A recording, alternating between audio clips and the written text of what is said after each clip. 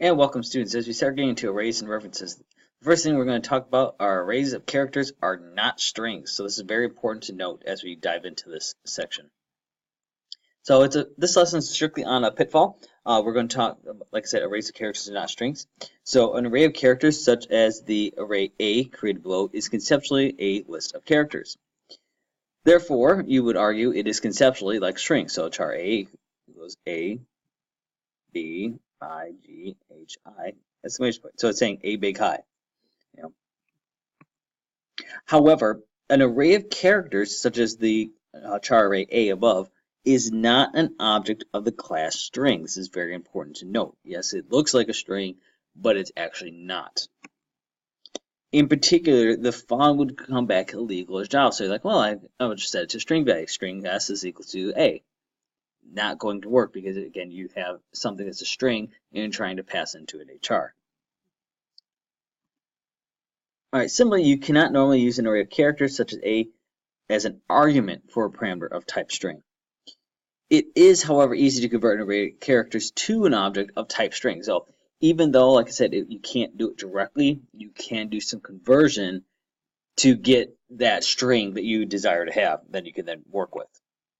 Now, the class string has a constructor that has a single parameter of type char. So you can obtain a string value corresponding to an array of characters such as the following. New, or string s, equals new string A. So if you do that, that will then take that array of characters and convert it over to a string. In fact, that's pretty much like remember how we say strings start at an index of 0? This is pretty much what Java does behind the scenes every time when it's doing its conversion over. That's why, strings start at an index of 0, because they're very much tied back to being an array of characters, even though they're not the same thing.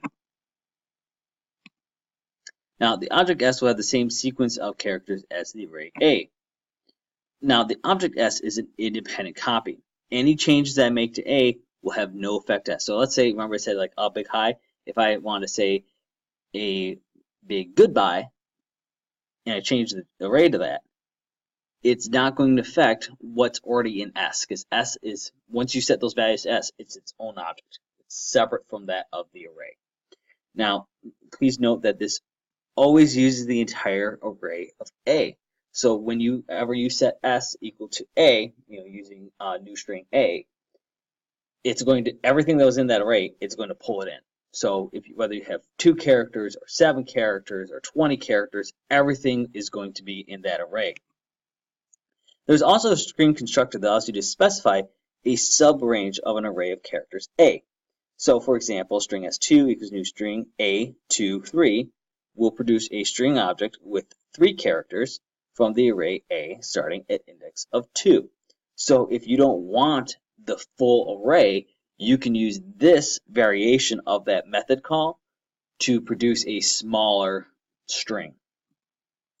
So if A is above, then system out of println S2 will then output big.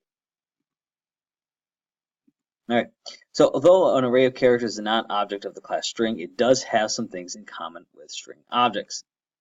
So for example, you can output an array using println as follows. System.println A, which will produce the output A big high, as provided that A is given as previously. All right, that's going to kind of wrap it up, folks. So like I said, it's got kind of a quick and easy one. Mostly just kind of give you some heads up when we start talking about characters and arrays. Other than that, there is actually not going to be any self-test questions over this section, simply because it's a pretty straightforward thing. We're not really getting anything new out of this. But we will be having a lab that will go ahead and dive into this. All right, and so that's just going to kind of wrap it up for today, folks. And until next time.